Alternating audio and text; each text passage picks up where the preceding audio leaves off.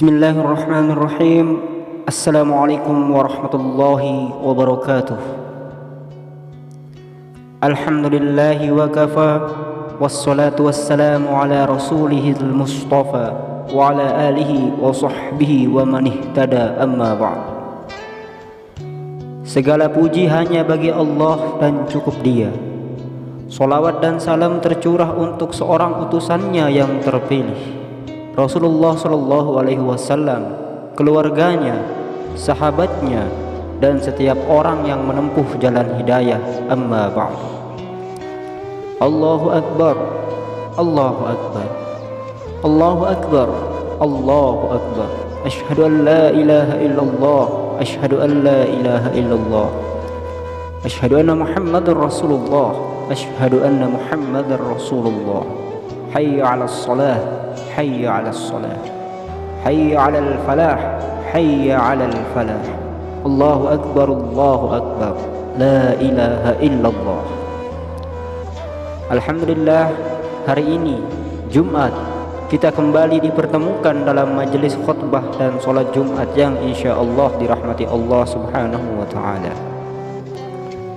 Khutbah Jumat kali ini, tema yang diangkat adalah mengenai suara azan dan apa saja keutamaan ketika kita mendengar suara azan. Hadirin jamaah Jumat rahimakumullah. Pada pembuka khutbah kali ini sudah dibuka dengan suara azan. Bacaan dari azan memiliki arti Allah Maha Besar, Allah Maha Besar. Aku bersaksi bahwa tiada Tuhan selain Allah. Aku bersaksi bahwa Nabi Muhammad itu adalah utusan Allah. Marilah mendirikan salat, marilah menuju kepada kejayaan. Allah Maha Besar, Allah Maha Besar, tiada Tuhan selain Allah.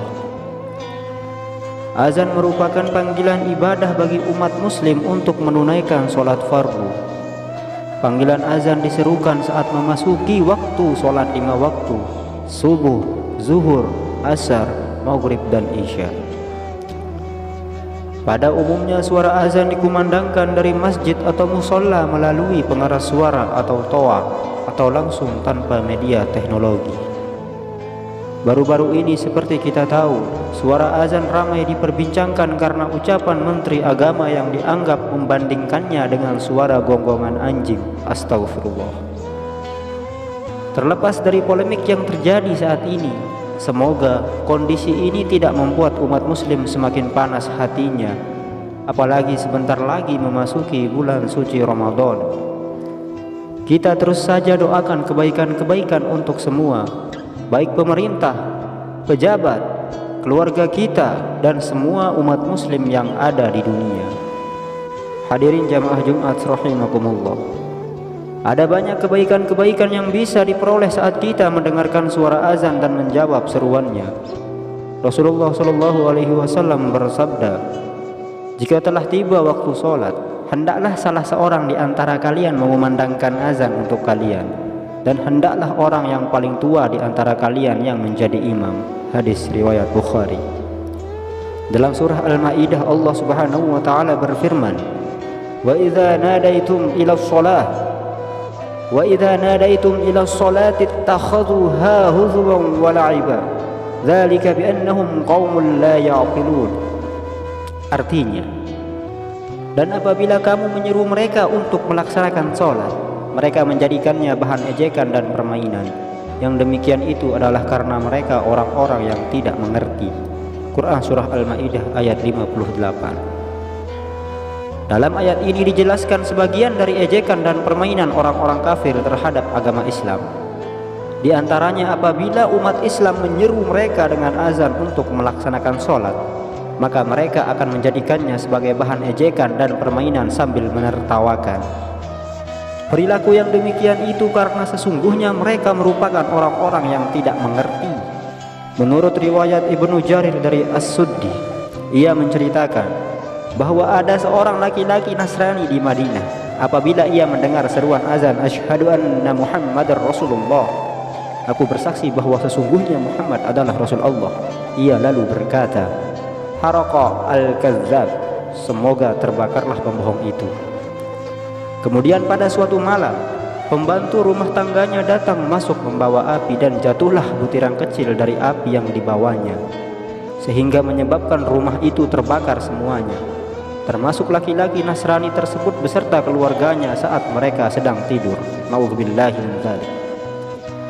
Selanjutnya diterangkan bahwa perbuatan orang-orang kafir yang demikian disebabkan karena mereka adalah kaum yang tidak mau mempergunakan akal dan tidak mau tahu tentang hakikat agama Allah yang mewajibkan mereka mengagungkan dan memujanya.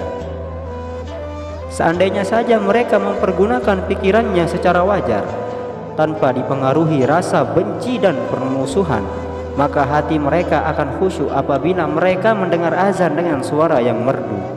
Apalagi jika mereka mengerti dan memahami azan yang dimulai dengan kata-kata yang mengagungkan Allah. Hadirin jamaah Jumat rahimakumullah. Dalam setiap panggilan sholat yang diserukan melalui azan, ada makna tersendiri yang terkandung di dalamnya. Oleh sebab itu kita dianjurkan untuk menjawab azan saat mendengarkannya. Salah satu manfaatnya bisa membuat hati menjadi tenang dan tentram. Seperti dikutip dari laman resmi PM Unida Gontor, berikut ini beberapa manfaat atau keutamaan yang bisa kita dapatkan saat mendengar dan menjawab suara azan. Pertama, menjadi saksi kebaikan. Menjawab azan merupakan panggilan sholat menjadi sebuah amal baik yang akan dicatat oleh malaikat raqib dan atid, dan jawaban itu akan menjadi saksi kebaikan kita di hari kiamat.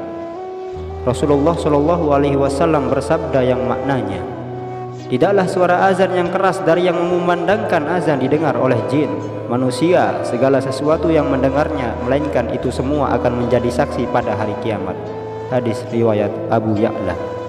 Kedua, menjawab azan dapat mengantarkan kita ke surga. Menjawab azan dengan keyakinan hati akan dapat mengantarkan kita menuju ke surga, seperti disampaikan dalam hadis Nabi Muhammad SAW. Ketika muazin mengumandangkan Allahu Akbar, lalu kalian menjawab Allahu Akbar, Allahu Akbar. Kemudian muazin mengumandangkan asyhadu an la ilaha illallah, lalu kalian menjawab asyhadu an la ilaha illallah, dan seterusnya hingga akhir azan. Siapa yang mengucapkan itu dari dalam hatinya maka akan masuk surga. Hadis riwayat Muslim. Ketiga, diampuni dosa-dosa. Selanjutnya, siapa yang mendengarkan azan kemudian mengucapkan aku bersaksi bahwasannya tiada Tuhan yang berhak disembah kecuali Allah Subhanahu wa taala dan bahwa Nabi Muhammad adalah utusan Allah Subhanahu wa taala. Siapa yang mengucapkan itu maka dosa-dosanya akan diampuni. Hadis riwayat Ahmad, Muslim dan lainnya. 4. Siapa yang menjawab azan dan membaca sholawat maka Allah memberikan pula sholawat baginya 10 kali. Apabila kalian mendengar muazin, jawablah azannya, kemudian bacalah sholawat untukku, karena orang yang membaca sholawat untukku sekali maka Allah akan memberikannya sholawat untuknya 10 kali. Hadis riwayat Muslim. Cara menjawab azan yakni sama dengan jawaban seperti yang disampaikan dalam kalimat bacaan azan, kecuali pada bacaan hayya 'alas shalah dan hayya 'alal falah, di mana jawabannya adalah dengan bacaan la haula wala quwwata illa billah. Artinya tidak ada daya, upaya dan kekuatan kecuali dengan pertolongan Allah. Hadirin jamaah Jumat rahimakumullah. Demikianlah khutbah Jumat kali ini. Semoga membawa manfaat dan semoga kita semua selalu diberikan petunjuk dan kebaikan oleh Allah Subhanahu wa taala. Amin. Allahumma amin.